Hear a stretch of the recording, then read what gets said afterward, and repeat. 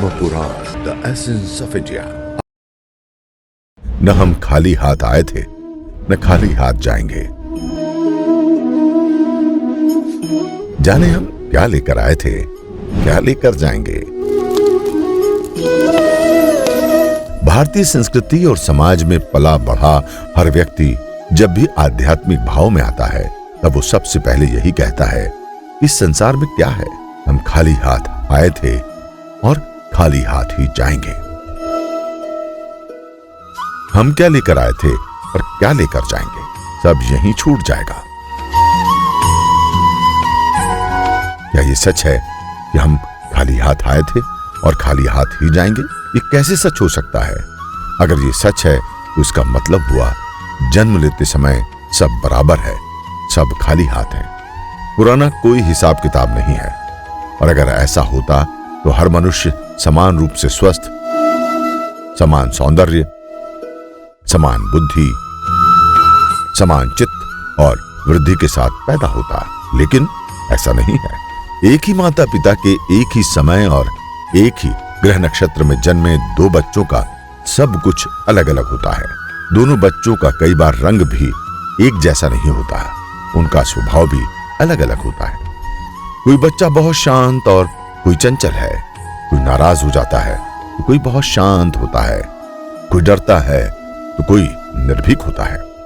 कोई बच्चा अपना सब कुछ लोगों के साथ साझा करता है और कोई बच्चा अपना खिलौना भी किसी को नहीं देता। हर बच्चे की वृत्ति और स्वभाव अलग अलग होता है। कोई बच्चा हंसमुख होता है तो कोई छोटी छोटी बातों पर रूठने वाला होता है, कोई दूसरों की सफलता पर खुश होने वाला होता है तो कोई ईर्ष्यालु होता है। इसका मतलब है कि कोई भी बच्चा खाली हाथ नहीं आया था, वो अपने साथ कुछ न कुछ लाया था जो उसे दूसरों से अलग बनाता है।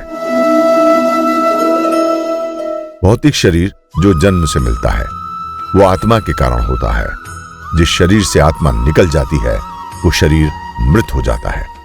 मतलब आत्मा के साथ ही भौतिक शरीर का जो जन्म होता है वो आत्मा के कारण होता है। इसको आधुनिक तकनीक एवं विज्ञान की भाषा में समझना आसान होगा।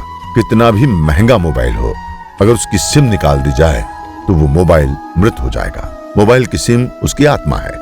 इसी प्रकार आजकल कंप्यूटर, गाड़ियां, हवाई जहाज और जो भी साधन हम उपयोग करते हैं वे पहले से निर्धारित प्रोग्राम की एक चिप के कारण चलते हैं।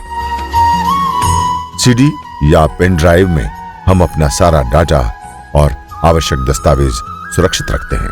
ये सीडी या पेन ड्राइव जेब में रख कर हम दुनिया के किसी भी कोने में चले जाएं, सीडी या पेन ड्राइव जैसे ही रीडर या कंप्यूटर में जाएगा सारा डाटा सामने आ जाएगा।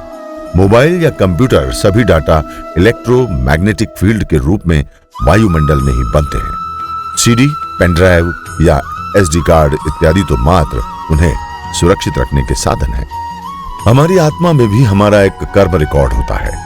हमारे शरीर से हर समय इलेक्ट्रोवेव संप्रेषण होता रहता है और इसके माध्यम से सारा डेटा इलेक्ट्रोमैग्नेटिक फील्ड में ब्रह्मांड में सुरक्षित रहता है। आवश्यकता अनुसार आत्मा उसको रीड कर आपको प्रेषित करती है। इंसान की आत्मा में उसका सारा डाटा उपलब्ध है। विभिन्न योनियों से गुजरते हुए आज हम जिस भौतिक शरीर के रूप में उपलब्ध हैं उसमें आत्मा रूपी चिप लगी है। इस चिप में अभी तक आपने जितने भी जन्म लिए हैं उसका डाटा दर्ज होता है। अब प्रश्न ये है कि डाटा ऑन रिकॉर्ड कौन करता है और कैसे दर्ज होता है इंसान का डाटा।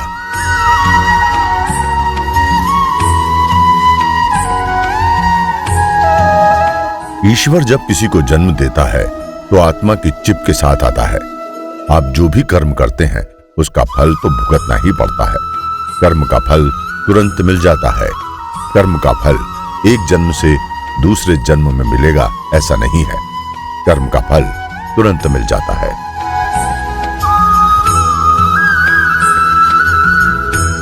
किसी ने किसी की हत्या की तो उसकी सजा तत्काल मिलेगी। हत्या के कर्म का फल मिल गया, लेकिन हत्या के कर्म से उसकी आत्मा में हत्या के संस्कार रिकॉर्ड हो गए।